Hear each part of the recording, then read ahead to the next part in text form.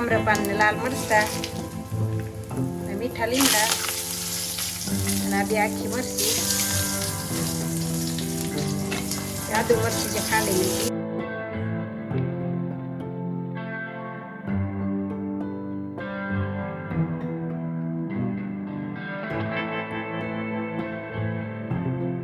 જય શ્રી કૃષ્ણ, જય માતાજી. બધાને કેમ છો? બધા મજામાં મજામાં જશો. બધું કામકાજ કરીને તેમાં તો નવરા થઈ ગયા છે. અને જે ઓલા કાલ સીભડા મેં ઓલા કરવા મૂક્યા હતા ને મીઠાવાળા કરીને, એને સાઈસમાં પલાળી નાખી રાત રાખ્યા હતા. અને અત્યારે મેં ધાબે હૂકી દીધા છે. તડકો નીકળે ને તે હૂકી દીધા, ધાબે હુકાઈ જાય ને એમ 2 દિવસમાં. અને આજે મારે બનાવવાની છે દાળ ઢોકળી. તો જો મેં એનું બધું પહેલાં તૈયાર કરી વાળ્યું છે. ચાઈ દાળ પલાળી દીધી છે, 100 ગરમ જેટલી દાળ પલાળી છે. અને આપણે પાણી ઉકળવા મૂકી દીધું છે. તો દાળને આપણે ધોઈ અને ઓરી દઈએ, મીઠું નાખીને બાફા મૂકી દઈએ. અને પછી આપણે ઢોકળીનું તૈયાર કરવા મળી. ઢોકળી પણ બનાવી જોઈશે ને. પહેલાં તો આપણે લીમડાના પાન તોડી લઈએ. લીમડી તો આપણે અહીંયા જ છે, કે લેવા જ જવાની છે નહીં. આવા કંઈક ઝાડવા છે બધા. લીમડાના પાન તોડી લીધા. આદુ મરચીને બધું લઈ લીધું છે આપણે. આદુ મરચીને પહેલાં ખાંડી નાખીએ.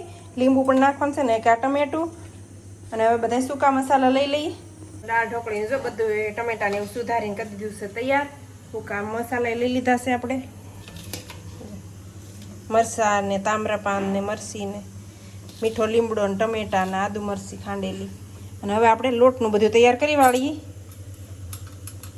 ઢોકળી માટે. તો મીઠું નાખી દીધું, ધાણા જીરું, લાલ મરચું, હળદર અને હિંગ. અને હવે નાખી દઈશું તેલ. આપણે તેલ અહીં જોઈ થોડું. હવે નાખી દીધું તેલ.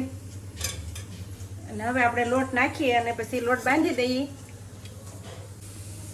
તો જો એટલો લોટ લઈ લીધો છે, અડધા વાટકા જેટલો. 4 થી 5 રોટલી બને ને એટલો લઈ લીધો છે. તો લોટને એવું તો બાંધીને કરી દીધું છે તૈયાર. અને દાળ વઘારાઈ જાય પછી દાળ ઉકળે પછી આપણે આ વણી નાખવાની હોય. તો પહેલાં હવે દાળ વઘારવાની છે. તો પહેલાં દાળ વઘાર નાખશું. હવે મીઠી લીમડીને બધું તો તૈયાર જ છે આપણે વસ્તુ. તો હવે આપણે પહેલાં વઘારી નાખવી દાળ. દાળ જો બફાઈને થઈ ગઈ છે તૈયાર. અને તેલ લઈ મૂકી દીધું છે. બધા છે ને આમાં બધું કાસું નાખી દે આ. અને પછી આપણે વઘાર કરી નાખીએ એવી રીતે કરે. અને હું એમ નહીં કરું, હું ટમેટાને એવું પહેલાં વઘારમાં નાખીશ ને પછી દાળ નાખીશ. એવી રીતે આપણે વઘારીએ છીએ. હું દાળમાં નથી કાસા ટમેટાને એવું નાખતી. આ રીતે વઘાર કરું. હળદર ને બધું આપણે ઘણા કરે એવું કરે, દાળમાં બધું નાખી દે ને પછી વઘાર કરી નાખે છે. મરચું ને એવું બધું એમાં નાખી દે. આપણે પેલા દાળ વઘારવાનું કરી દઈએ ચાલુ. હવે તેલ આવી ગયું હોય તો આપણે વઘારવા માંડીએ. આવી ગયું છે તેલ. રાઈ નાખી દીધી, જીરું ને હિંગ, તામ્રપાન ને લાલ મરચા ને મીઠા લીમડા અને આ બે આખી મરચી, આદુ મરચી જે ખાંડેલી હતી. હવે ટમેટા,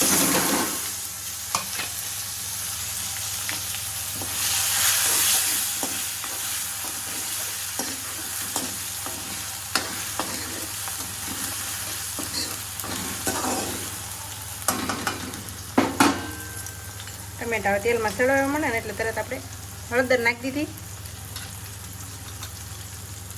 લાલ મરચું, ધાણા જીરું, મીઠું દાળમાં તો હોય જ તે, થોડુંક આમાં નાખી દેવાનું. બધા એ રીતે શેડી નાખવાનું.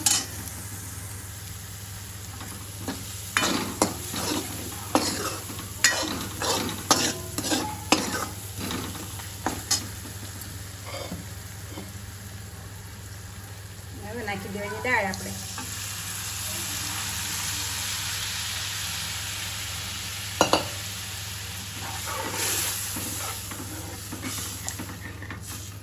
ઉકળવા દઈ હરખાય.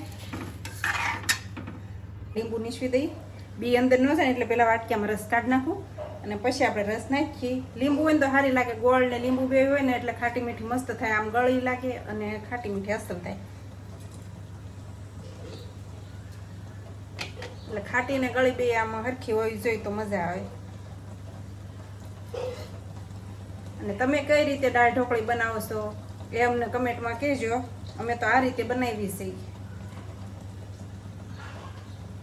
મને તો દાળ આ રીતે જ વઘારેલી ગમે. અને બે ઘાટી હોય ને તો જ દાળ મજા આવે. હા વાસી તો ન ઓલી થાય. એટલે બી કાઢ નાખી બધા લીંબુ ને બસ નાખી કડવા લાગે પાછા બી આવી ગયા હોય ને તો.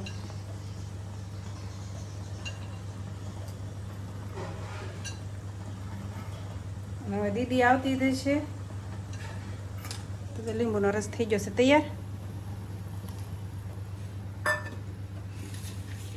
એટલે ગોળ નાખી દેવી આપણે.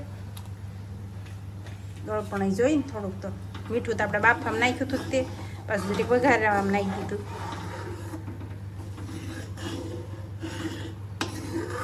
ઉકળવા મળી છે. અને હવે આપણે ધીમા ગેસે કરી નાખ્યું અને ઢોકળીને વણીને ફટાફટ પછી ઢોકળી આપણે ઉકાળવી જ જોઈશે. જે કડી સડવા દેવી પડે ને ઢોકળી તેને તો કાચી લાગે. જો દીદી આવી ગઈ છે અને મેં જો ઢોકળી અને હવે આ છેલ્લી આપણે રોટલી વણવાની બાકી રહી છે. અને એટલે આ બેની ઓલી કરી નાખી છે મેં. જો આવી કાંક થઈ ગઈ છે. અને આને જો આપણે આવી રીતે પાડી દેવાની છે ઢોકળી. હાવ પતલીની રોટલી ને હાવ જાડીની એવી માપની રાખવાની છે.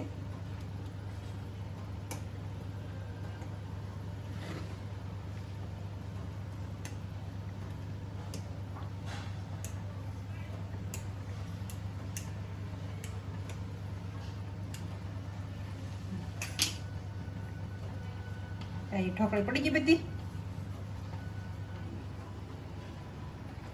ઢોકળી આપણે આમાં નાખી દેવાની છે.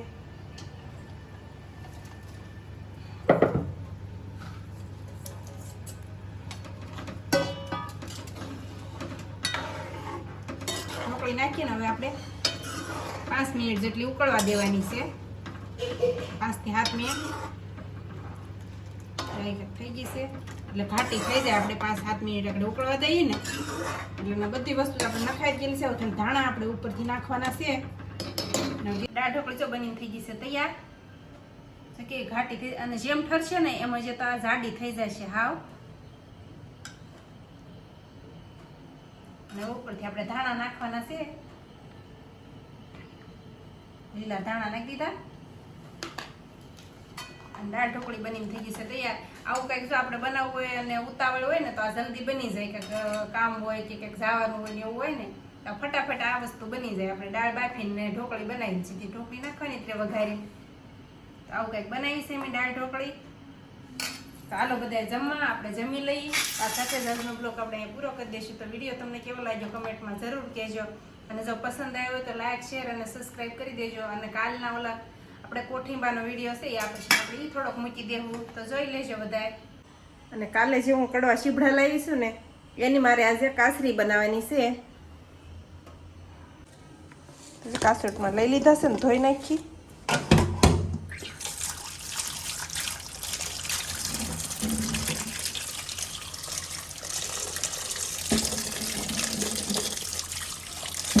આ બધા ધોઈ ને પછી નેપકિનમાં નાખી દઈએ સૂકવવા.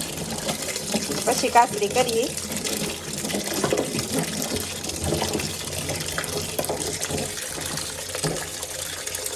બધાને સીરિયા કરી નાખું ને તડકો સારો છે ને તો 2-3 દિવસમાં સુકાઈ જાય. એટલે તો અત્યારે બધા કરી નાખીએ સીરિયા પહેલાં. તો બધા કાસરા જો એ રીતના સુધારી નાખ્યા. અને હવે નાખી દેવાનું છે મીઠું. એમાં આપણે મીઠું જો લાટ નાખવું પડશે.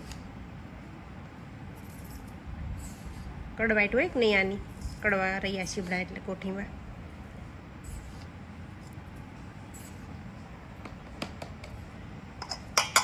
હવે આને બધાને મિક્સ કરી નાખવાના.